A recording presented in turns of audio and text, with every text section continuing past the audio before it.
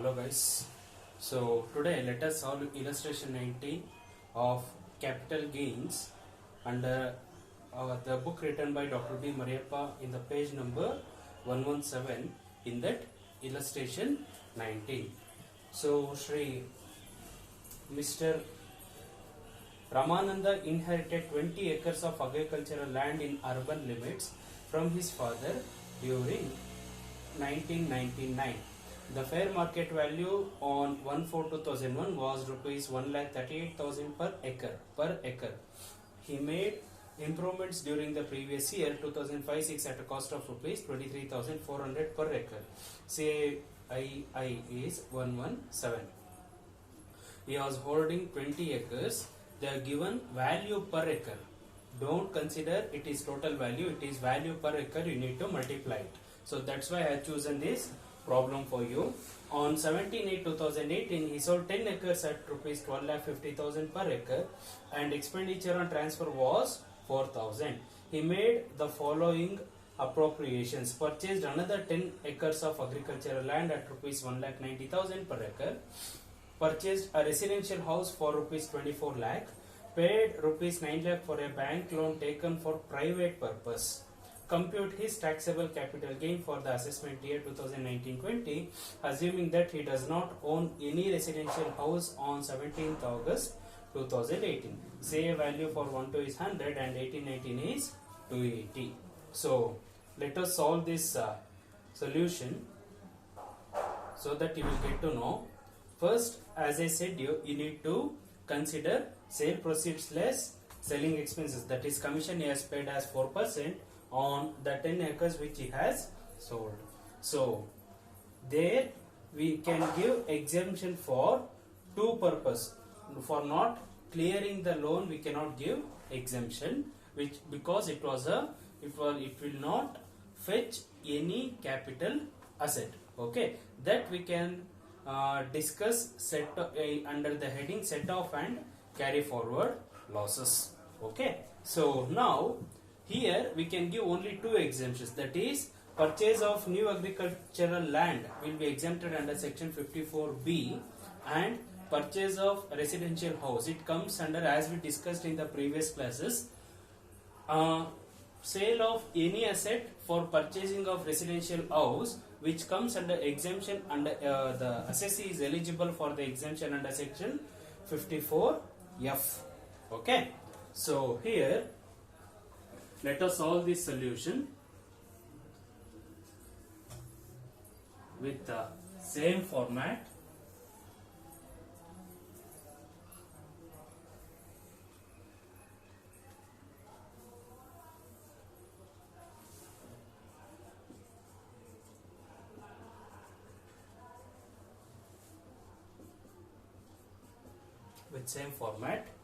So let us consider first sale proceeds.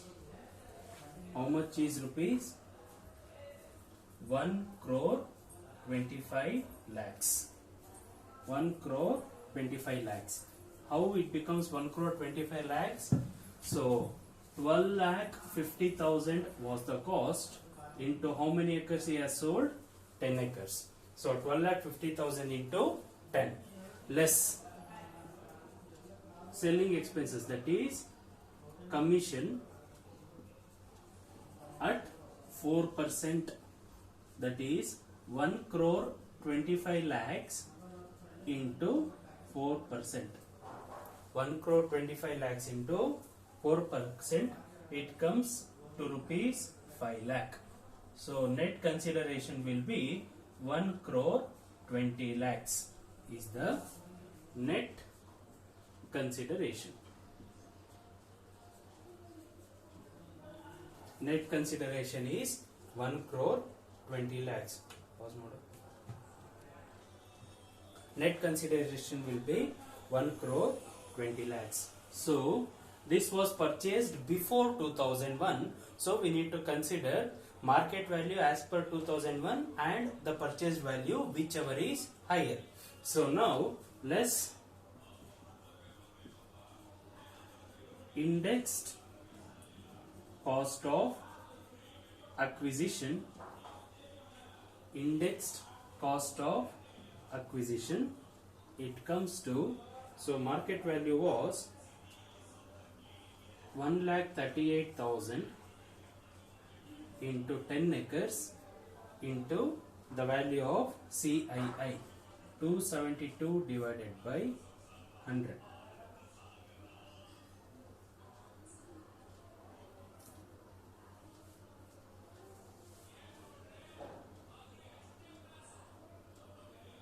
Sorry, it becomes 280. In your textbooks, the solution has given, made a mistake in this problem. It becomes 280.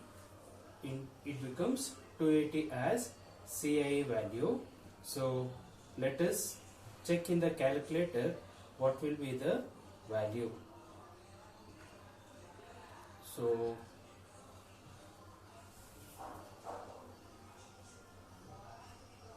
one lakh 38,000 into 10 acres into 10 into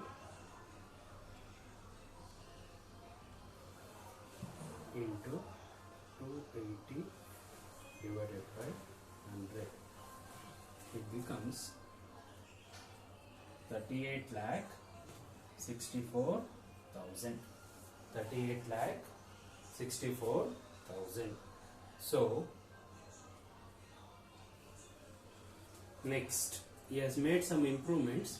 Therefore, indexed cost of improvement, indexed cost of improvement for acre, he has spent 23,400. Therefore 23,400 into 10 into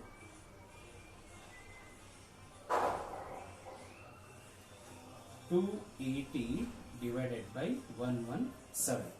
So let us calculate 23,400 into 10 into 280 divided by 117. It comes to 5,60,000. So the total will be 5,60,000 plus 38,64,000. It becomes 44,24,000. So in your textbook they have taken 272, which was previous year. That means for the year 2017-18, not for 18-19. Okay. So now 44,24,000. If we deduct, we will get long term capital gain. Long term capital gain. So 44,24,000 minus 1 crore 20 lakhs. So 7 lakh. Sorry.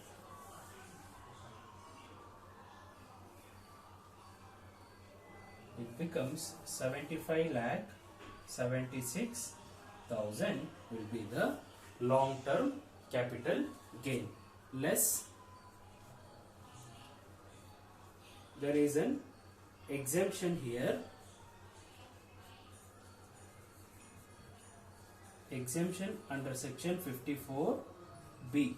Why 54B? He has purchased another agricultural land. So cost of new agricultural land. So he has purchased 10 acres of agricultural land. So 1,90,000 into 10. It becomes 19 lakh. And he has purchased a residential house.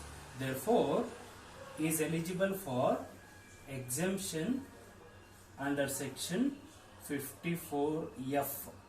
Exemption under section 54F. Therefore, residential house purchase. There is a formula to calculate exemption under section 54F, right? So now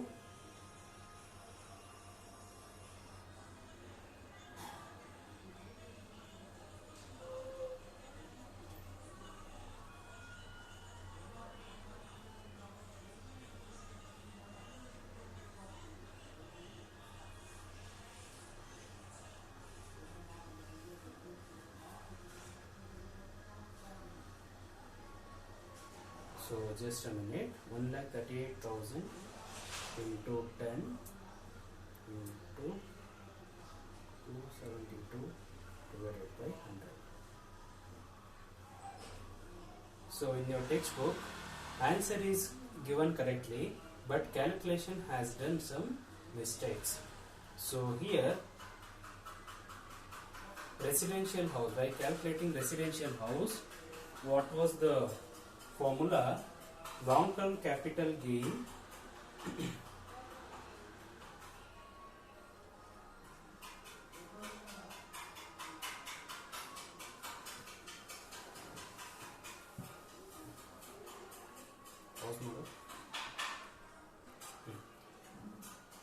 so here exemption formula will be long term capital gain into cost of new house purchased,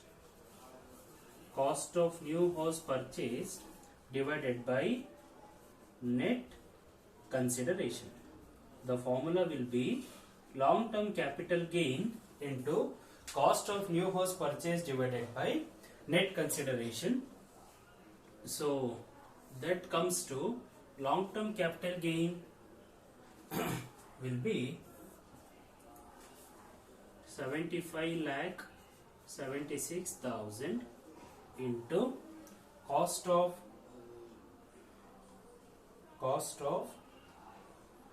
new house purchased. Cost of new house purchased was 24 lakh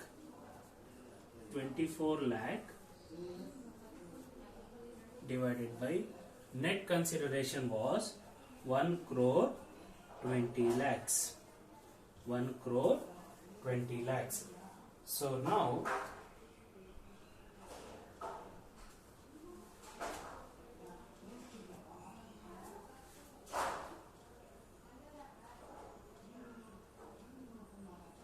okay. So here, before we apply into this formula, the long-term capital gain value we should take after deducting this exemption also. So 19 lakh. 75 lakh 76,000 minus 19 lakh, it becomes 56 lakh 76,400. So here 56 lakh 76,400. So the value will be 11 lakh 35,200 is the exemption amount that will be eligible by him. So the taxable capital gain will be 45 lakh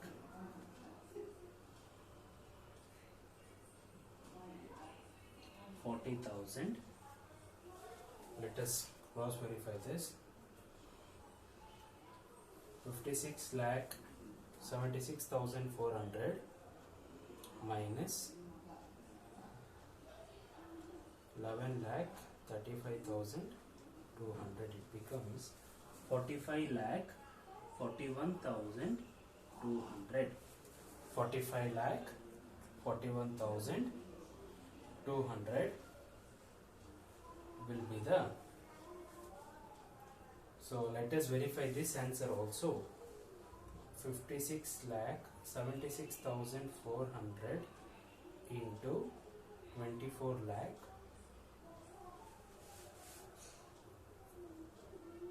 divided by 1 crore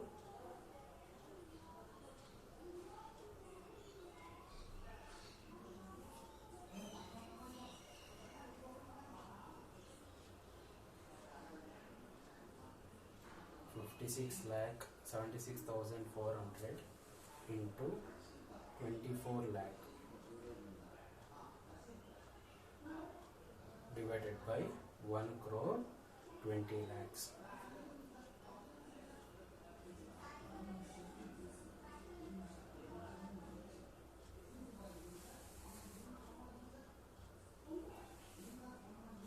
Okay, 11 lakh 35,280 becomes 280. 11 lakh so 56 lakh 76,400 minus 11 lakh 35,280, it becomes 45 lakh 41,120. 45 lakh 41,120 will be the taxable capital gain. I will repeat here. So he has sold 10 acres, therefore sale proceeds will be 12,50,000 into 10, it becomes 1 crore 25 lakhs less commission, it becomes 4% on the sale proceeds, it becomes 5 lakh. The balance will be net consideration.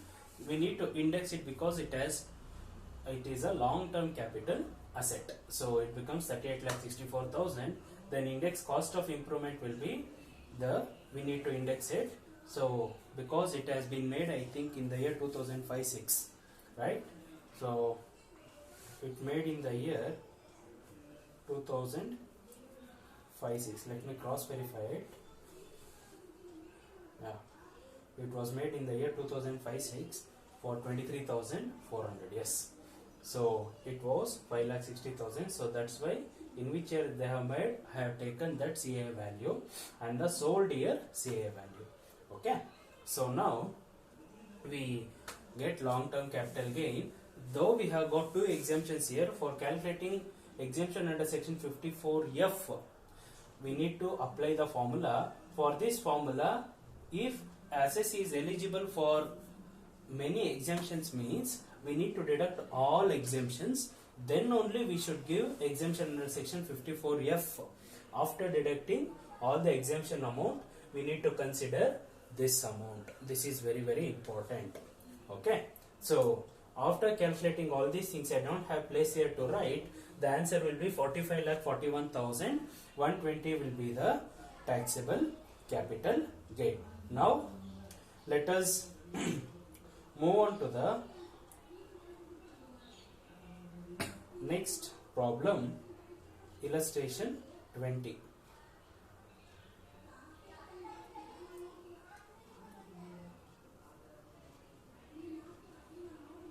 I think illustration 20 you guys can do. Let us move on to illustration 21. Let us move on to illustration 21 because illustration 20 is easier. So I will move on to illustration 21.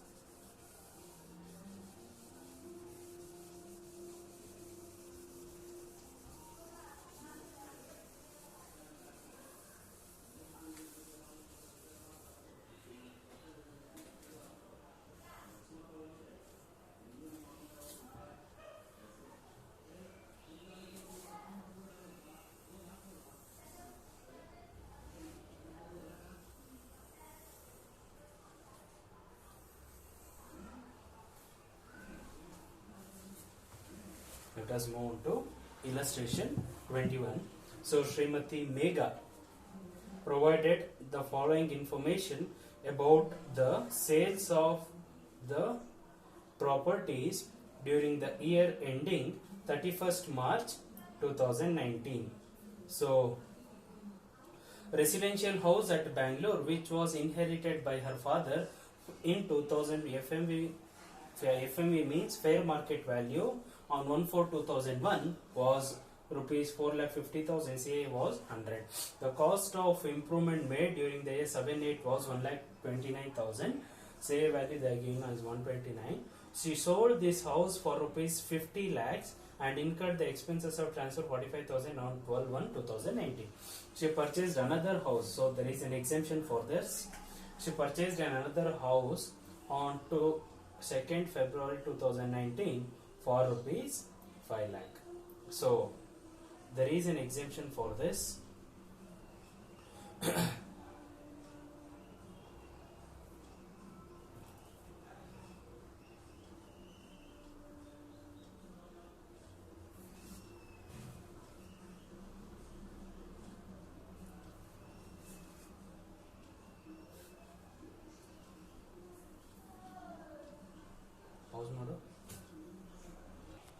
So here in illustration 21, Srimati Megha. Okay, before that I need to tell you, in illustration 20 I have given you a homework there. First point, Mr. Venkatesh.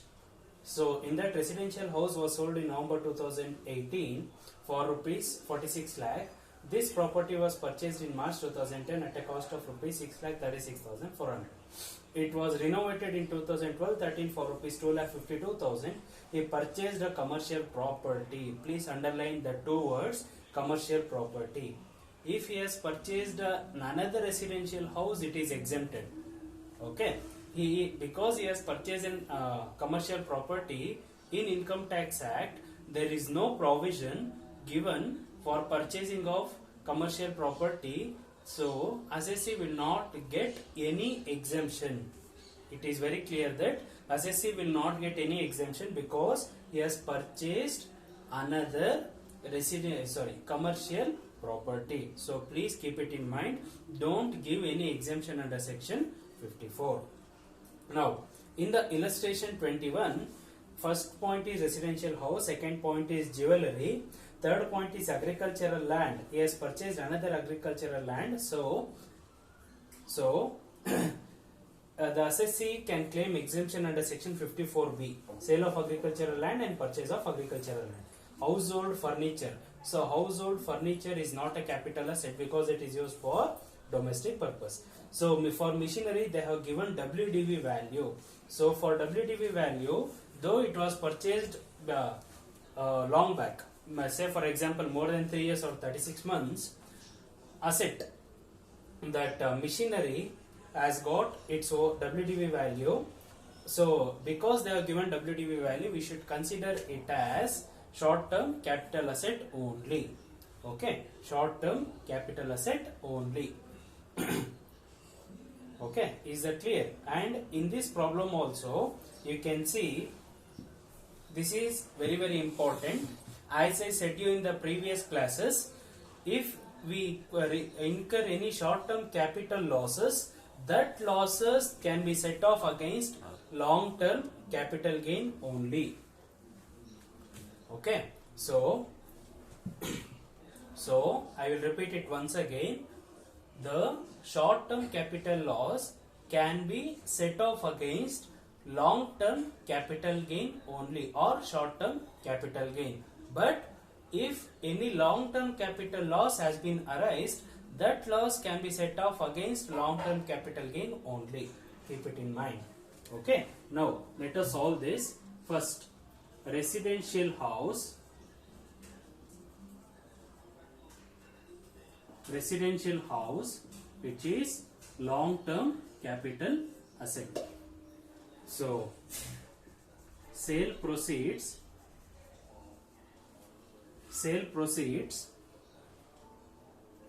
50 lakh less. In this problem, let me solve by using 3 columns so that you will get to know some difference. Sale proceeds will be 50 lakh less selling expenses 45,000.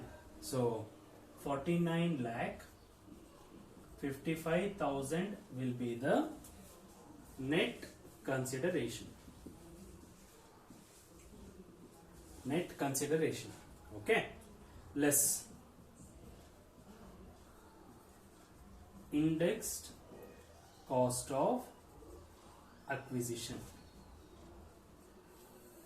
Indexed cost of acquisition. So here fair market value or purchase value, whichever is higher, that we need to take. So 4,50,000 into 280 divided by 100. So it becomes 12,60,000 less indexed cost of improvement. Indexed cost of improvement. So in this 1,29,000 into 280 divided by 129. So it becomes 2,80,000. So let us total it. 12,60,000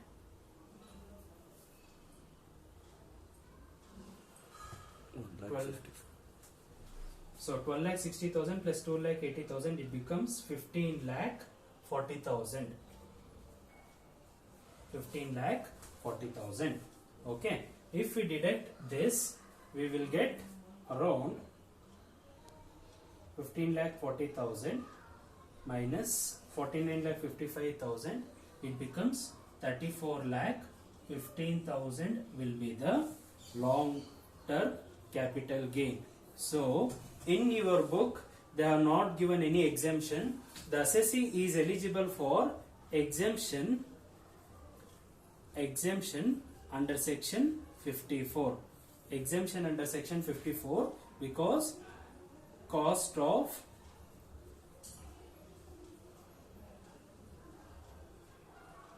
new house purchased.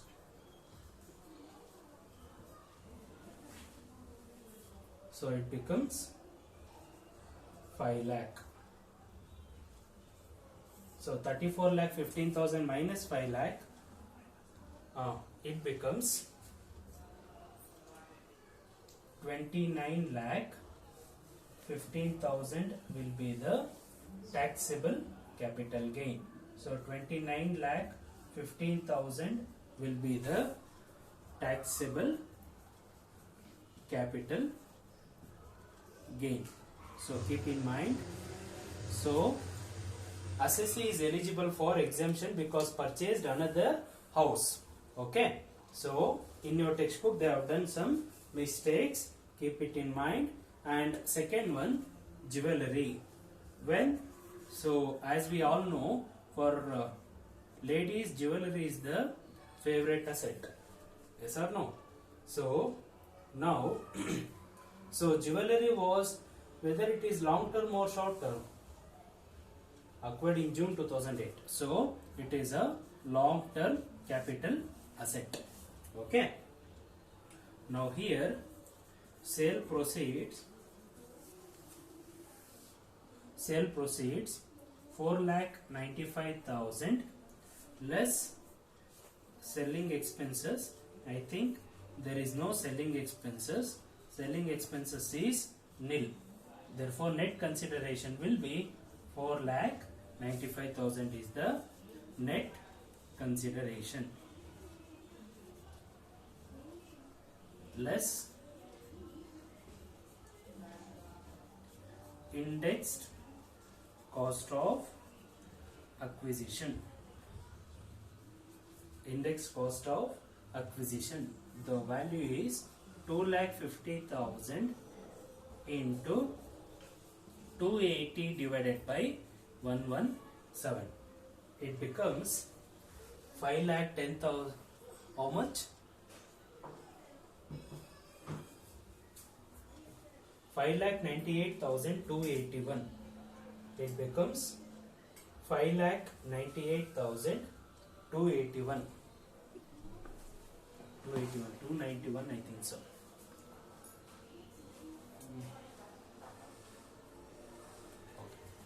5,98,291. 5,98,291. So please be careful while calculating the solutions here in your textbooks. There are some mistakes, so clarifying that I am clarifying here. So now it becomes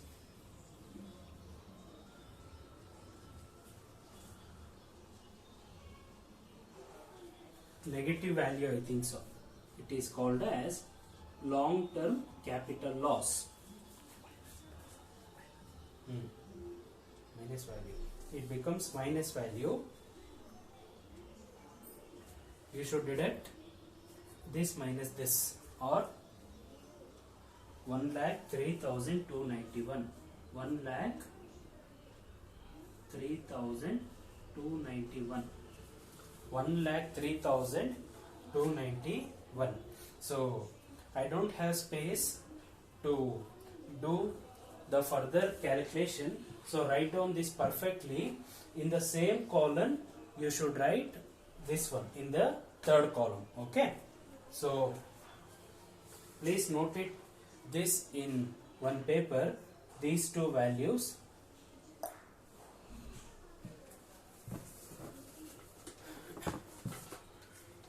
I will erase this.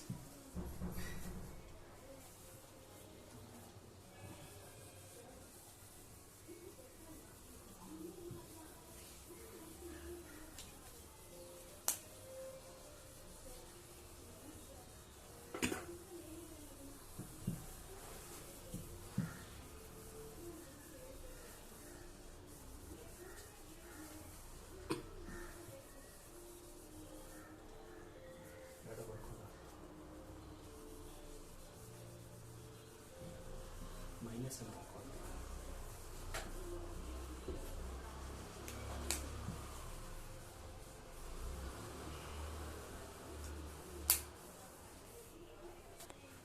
now third one, agricultural land. Agricultural land. So it was acquired in 2008-9, so it is a long term capital asset. So here sale proceeds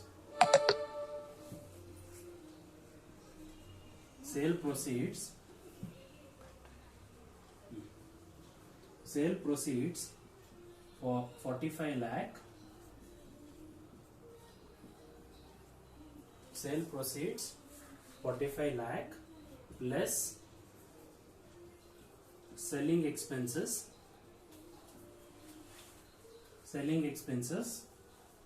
25,000.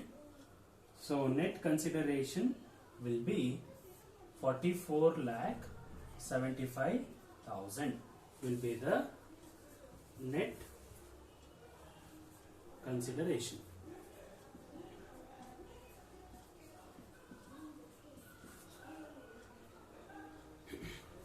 Less indexed cost of acquisition. So 5,25,000 into 280 divided by 137. It becomes around 10,72,993. 10,72,993. So there is no we don't have any improvement, so I have written directly in the second column. If we deduct this 34 lakh 2,007 rupees. 34 lakh 2,007 rupees, and as is called long term capital gain. And also assessee is eligible for exemption, therefore exemption under section 54B, because he has purchased a new agricultural land. Therefore cost of new agricultural land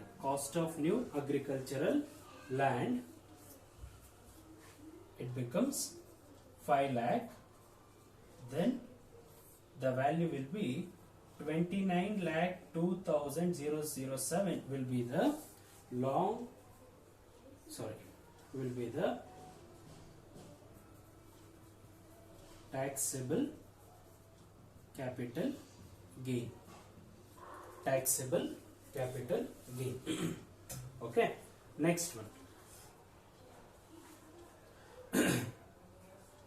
Next one, household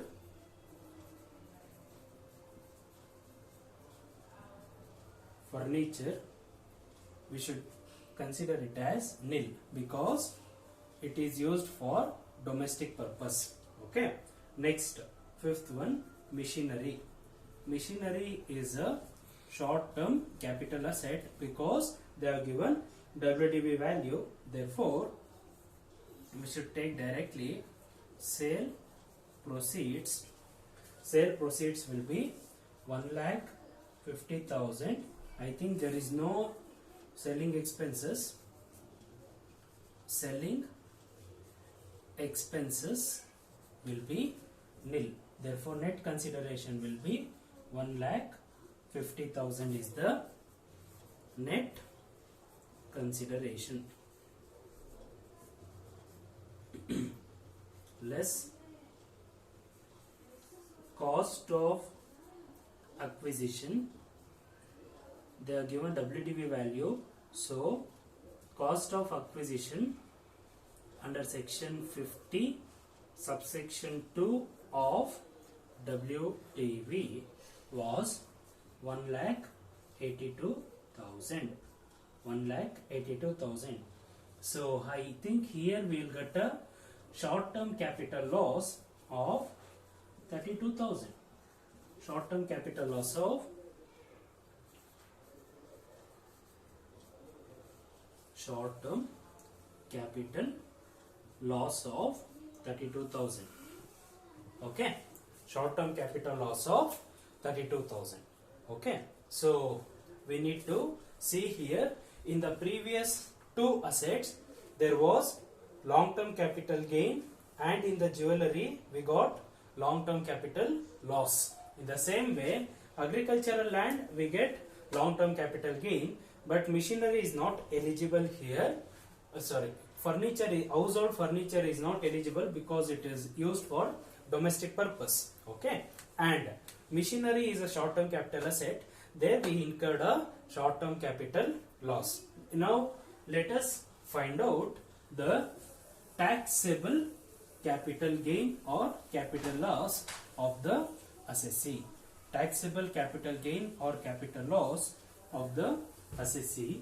So let us find here. First, let us note down which are all short term and which are all long term.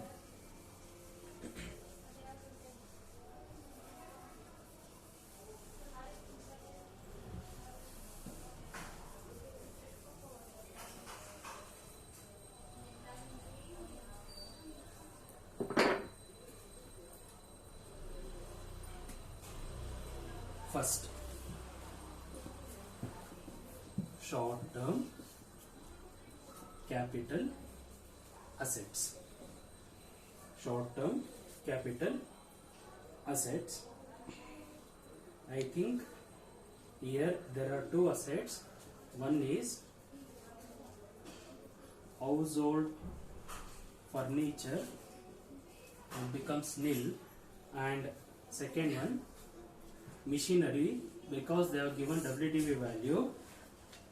So loss was 32,000. I will put it in the bracket 32,000. So total short term capital loss will be 32,000. In the same way, long term capital gain. Long term capital gain. So in that, residential house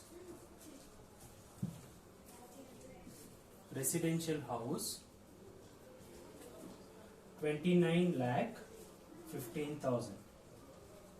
29 lakh 15,000. Now second one, jewellery, we got a loss of rupees 1,03,291.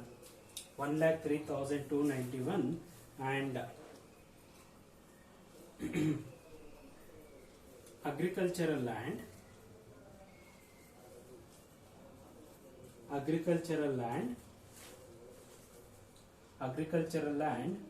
it was 29 lakh 2,007. 29 lakh 2,007. I will add these two and I will deduct this value. I will add these two, I will deduct this value. Now let us see whether we have got negative value or positive value. I will add these two and then I will deduct this. 29 lakh 15,000 plus 29 lakh 2,007 minus 1 lakh 3,291. It will get 58 lakh. Check mada. I think 58 lakh. Sorry, 57 lakh 13,716. 57 lakh 13,716 will be the long term capital gain. So here we need to deduct from long term capital gain with short term capital loss. 57 lakh 13,716 minus 32,000. 57 lakh 13,716 minus 32,000, we will get 56 lakh 81,716 will be the taxable capital gain. So now I will repeat here. So we incur some of the capital gain and capital losses. So here we have incurred 2 capital gain and 1 capital loss. So add these two and deduct this one, we will get this value.